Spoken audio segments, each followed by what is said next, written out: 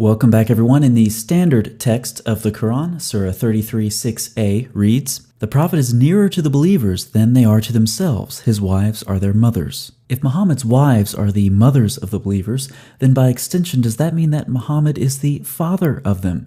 Well, there's ample evidence to indicate that's just what some important early manuscripts said. For example, the codices of 4 different important companions contained such a variant. Now, Muslims, before we get into this, we need to talk briefly about cognitive dissonance. A good example of this is a recent comment on this channel. Hadiths that speak of corrupted Quran fail history and were spread by the enemies of Islam. So this is one option for you Muslims. You can simply reject the evidence that you're about to see because you've been brainwashed into thinking that the Quran has been miraculously preserved. You can say anything that talks about a corrupted Quran is not historical and spread by the enemies of Islam. But think about how many enemies of Islam there would be.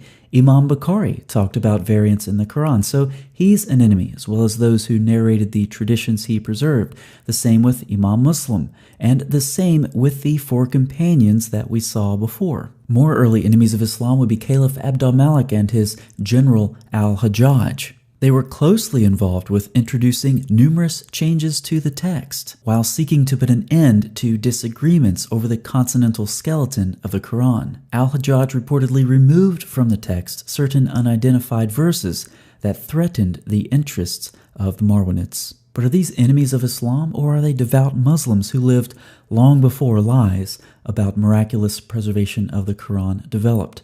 So, let's be intellectually honest and take a look at the evidence.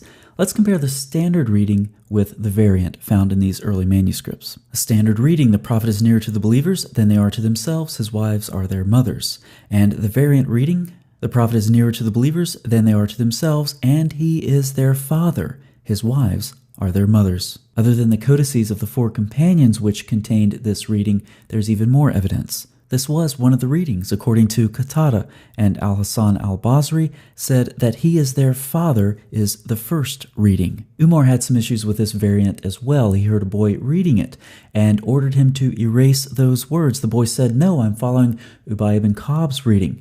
And so the matter was taken to him.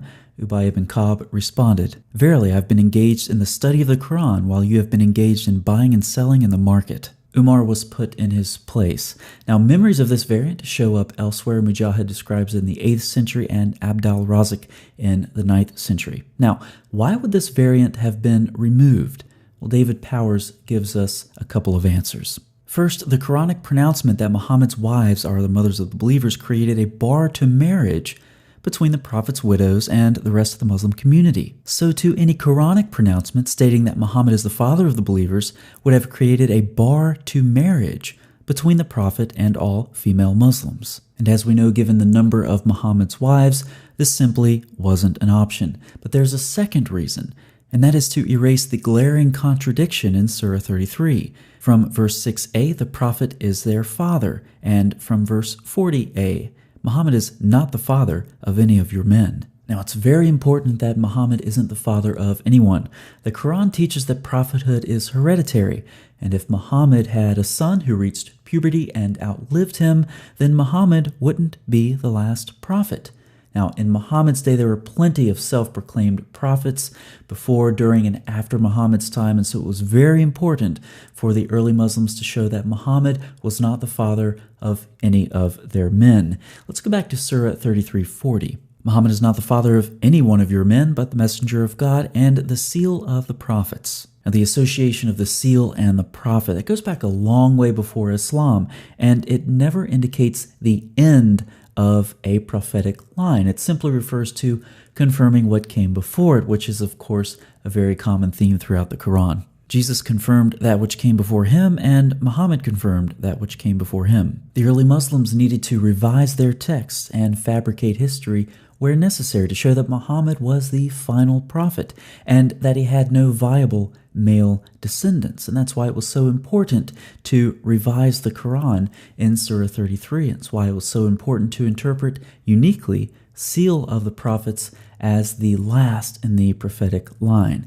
Speaking of revising texts, David Powers offers a thoughtful hypothesis. Surah 33 is said to have undergone massive editorial changes. 127 of these verses were removed. If they were removed, then 5 verses surely could have been added. The addition of these 5 verses to the text of the Quran would account for the contradictions between Surah 33:37 and 4:23 on the one hand, and between 33:40 and 33:6 on the other. The contradictions he's referring to in Surah 4:23 have to do with this Zayd and Muhammad issue. Again, what we've talked about in this video was just the first of a couple of steps that needed to be taken to solve this problem of hereditary prophethood. After Muhammad repudiated Zayd, Zayd also had to die, and he had to die before Muhammad did. It was up to the early Muslim historians to figure out how to try to coherently fit his death into the Islamic timeline.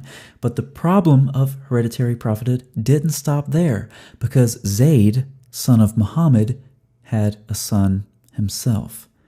We'll probably talk more about this in an upcoming video. But remember to ignore this video because the Quran has been miraculously preserved, and any variants, if there were any, wouldn't be significant. They only have to do, in this case, with Muhammad being the final prophet of Islam. I'll see you next time.